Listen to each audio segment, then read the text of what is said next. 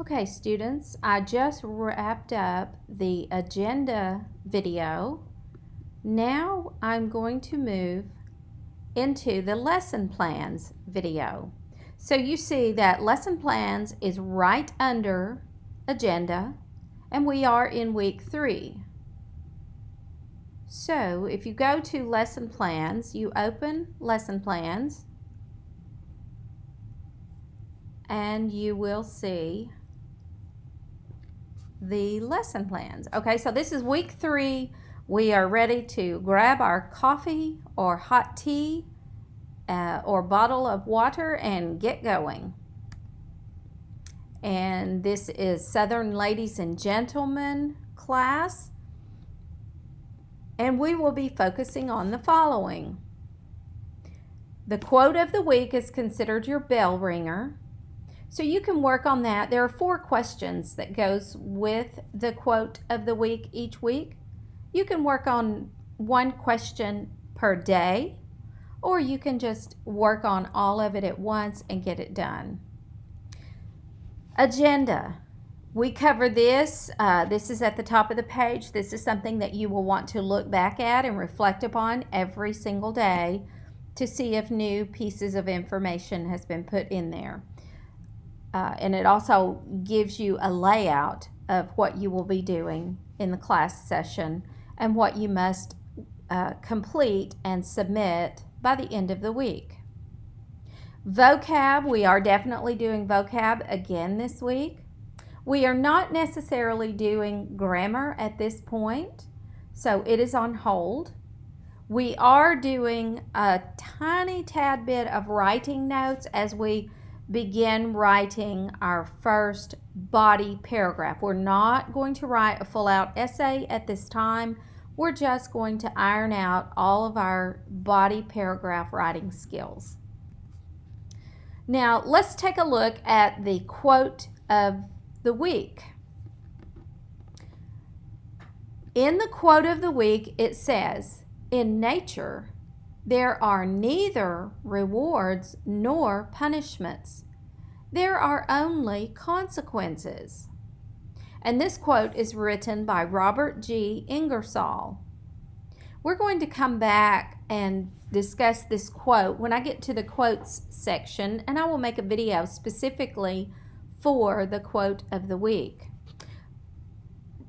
Remember, when you are prepared to start analyzing and answering the questions regarding the quote of the week, you will always go to the tab or the topic of quotes and open the Google Docs that is there that has the quote in it and the questions. We're not going to do that at this time. I'm going to move on.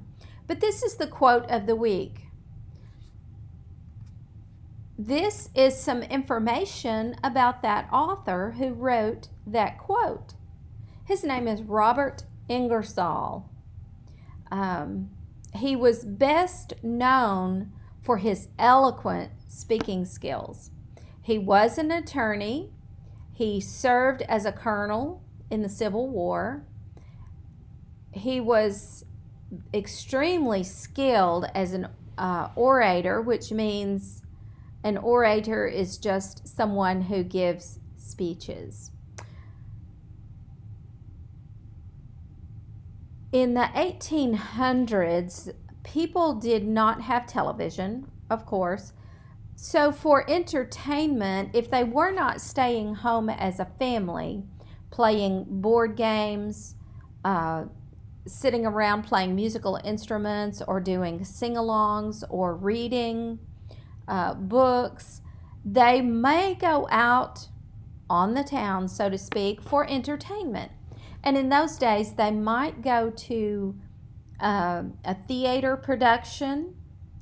They might go to see an opera or a ballet, or they may go and listen to a very refined, well-known speaker to give a speech. Most of the speeches that Ingersoll gave were between 3 to 4 hours in length. And he was so in touch with his speaking skills that he would spend hours on hours memorizing every single speech he gave. Now keep in mind, every single speech he gave was between 3 to 4 hours. So that's a lot of material for a person to memorize. But he preferred to dazzle the crowds with his words rather than referring back to notes as he gave his speech. He was an eloquent speaker. He was very charismatic in that he could draw the attention of the crowds, and he used different voice enunciations and projections to make his speeches very entertaining and very appealing. Yes, Ingersoll was also a follower of Charles Darwin. He was involved in the science and reasoning movement. He also was very well known for speaking up for the rights of women as well as for African Americans. Great author, by the way.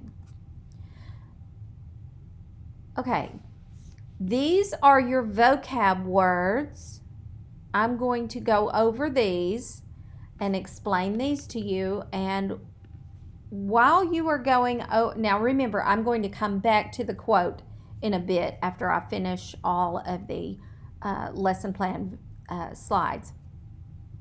But the vocab words for this week pertain to some of the things that we will be doing in English class from this week forward, and most especially in our writing skills. So the first word on our vocab list is theme. Theme is a noun, and it is basically the subject of a talk. It's the subject of a piece of writing. When you write an essay, you will have a theme. That will be the main subject, the main topic that your paper is written about. Theme could also be a person's thoughts or an exhibition. It's basically a topic. It's an idea that recurs in or pervades a work of art or a piece of literature. Now, theme, another way to look at theme is the overall main idea or main topic of a given piece, whether it be a piece of writing, a piece of literature, or a speech or a talk presentation. Thematic is our next word, and thematic is an adjective, and it is usually connected to a noun. For example, thematic unit. In our class this year, every 9 weeks, we're going to have a different thematic unit that we're focusing on. We're going to have a different theme. Now, thematic is having or relating to subjects or a particular subject. In the case of English class, we will have a thematic unit, and all of the pieces that we use will be tied to the theme of the class, and they will be incorporated into a thematic unit. For example, each thematic unit piece may consist of, first of all, a literature piece, a play or a novel. It could also consist of a short article, a poem, yes, even a song, anything like that carries out that same theme will be incorporated as elements in the thematic unit. The next word is plagiarism. This is a noun, and plagiarism simply means the practice of taking someone else's work or ideas and passing them off as one's own work or ideas. Okay, plagiarism is a big deal. someone asked me the question earlier this week, what if I read some material and I get some insight, and then I take my insight that I got from this piece of material that I read and I write my own essay? Is that plagiarism? That's a very good question. And the answer is yes, that is plagiarism, because those ideas did not originate with you specifically. So to avoid plagiarism, you will need to definitely cite your sources. And I'm going to teach you how to do that as we move into our writing areas. When you are writing a piece, when you're reading a piece of information, a piece of literature to gain information, you can then take that information and you can paraphrase it. Paraphrasing, and that's going to be another vocab word for next week, so we'll talk more about it then. But if you paraphrase it, that means you take all the sentences and you reword the sentences so that you're taking all of the information, but you're rewording it and using your own words. Another way that you can take the information from a source is to summarize it. Summarize it is when you take the information, all of the information from a bigger piece of text, and you summarize it down, you condense it down and summarize it and hit the highlights and give the information based on the small, to a smaller scale, just merely by summarizing what you've read. Whether you are paraphrasing, summarizing, or quoting word for word, you have to cite your sources, because remember, it goes back to the ideas that you gained and learned from your original source. The next word is topic sentence. We're going to write a topic sentence this week. A topic sentence is a sentence that expresses the main idea of the paragraph in which it occurs. In other words, you will have a topic sentence for every one of your body paragraphs. And that topic sentence introduces the main idea that whole paragraph is going to talk about. Okay? The next piece, the next vocab word is evidence. Evidence is also a noun. My apologies. Sorry, that was Siri on my watch. She pops in every once in a while unexpectedly. Evidence is our next vocab word. Evidence is simply the available body of facts or information that indicates a belief or a proposition and proves that information is true and valid. Okay, so anytime you write an essay in your body paragraphs, you definitely want to have evidence to prove the validity and the truth of what you said in your topic sentence. So your evidence comes in and either supports your topic sentence or it proves and validates it.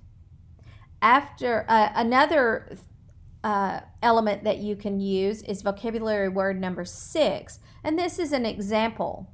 So you can provide your evidence to back up your topic statement or your topic sentence, and then you can also provide an example, and this is a thing that is characteristic of its kind or illustrating a general rule. Let me break that down and explain what that means. An example would be like a little story or an illustration, a little anecdote about the topic that you are discussing in that paragraph. For example, here is an example. If we were writing a topic sentence that said, based on researching the medical reports and data, it is a proven fact that COVID does not necessarily and directly attack a specific person or type of persons. It has no set pattern. Okay, so there is our topic sentence. So we want to provide some evidence. So let's say I provide some evidence, and here I'm going to give you two pieces of evidence from my pretend source information here.